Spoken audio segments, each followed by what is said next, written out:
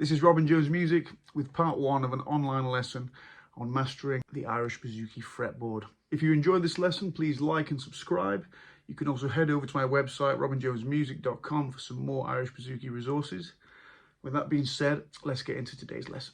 So, if you've done any of the lessons on my channel before, you might have noticed that a lot of it is based around this area of the bouzouki. This is what we call the first position, right? Generally up to about the 5th fret.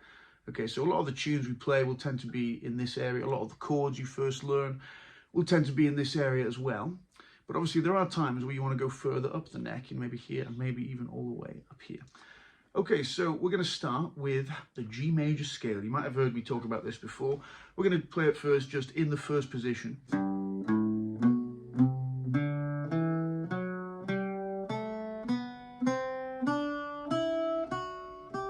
Okay, so that scale, you're going to want to know how to play that first.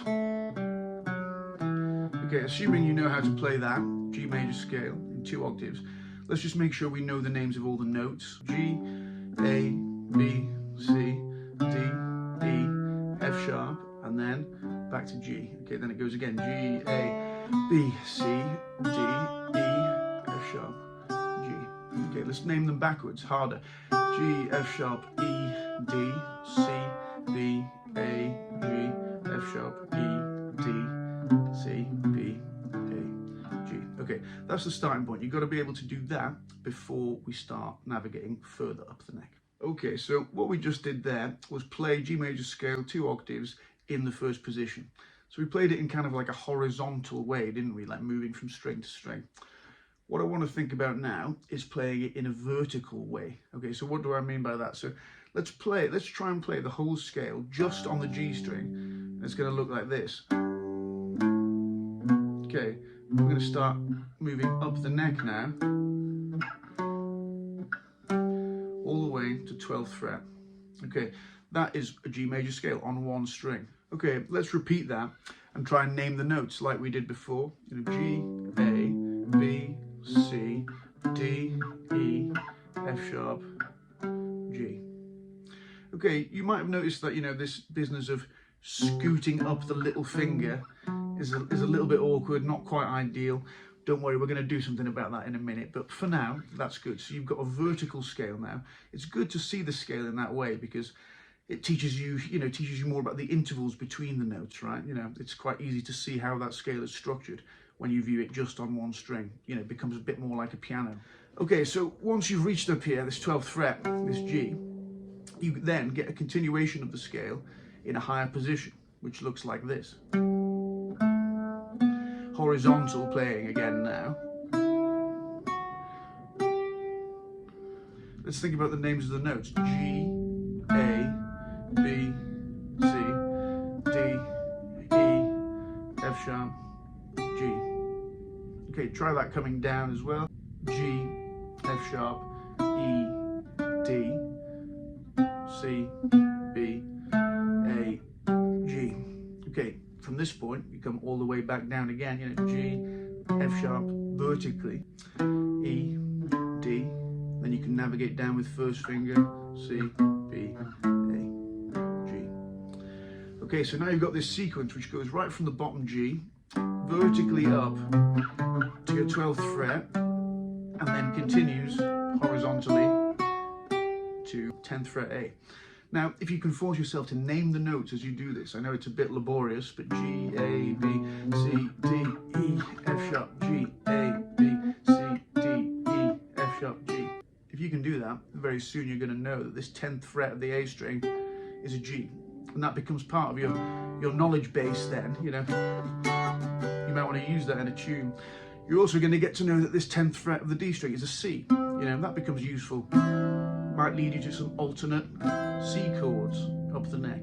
So, knowing the names of the notes up here is, a really useful skill.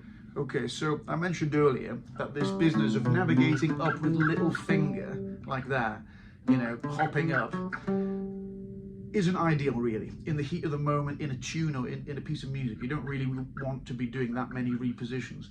There's usually a more effective way to do it. So let's look at that G major ascending thing again. We play the first 4 notes, no problem. Okay, now earlier we were shifting little finger up to the 7th fret. This is a D note. Rather than do that now, let's play the open D string instead. Okay, that buys us time, doesn't it, to reposition effectively here and complete the scale without too much jumping around. So what I'm doing there is, using that open D to buy me 1 second to put my second finger on E and then your F sharp, then your G. That becomes quite effective then. You can do that coming down as well. Open D there. Okay, removes the scooting around. So that's one way to navigate up and down the neck, you know, using the G string as your navigation string. But there are other ways. You know, you can navigate up using the D string, and it's important to be able to do that as well. You know, there are some considerations there about repositioning as well, which we'll go over in part 2. You navigate up using the A string as well. It's important to know how to do that. Again, repeating the same process, being sure what the name of each note is. We're going to be going over that stuff in part 2 of the lesson, which you can find on my website.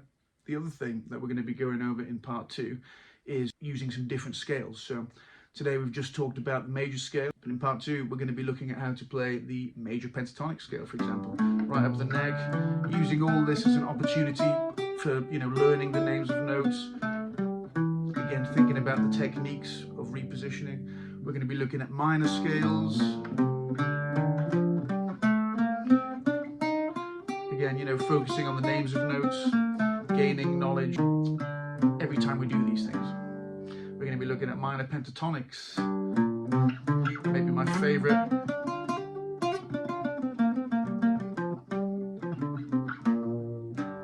Obviously there's a lot to learn here. You know, you've got to kind of put in the time and be patient and be willing to repeat and repeat, but eventually this stuff does stick. You can find part 2 on my website. Thank you for listening and good luck with this stuff.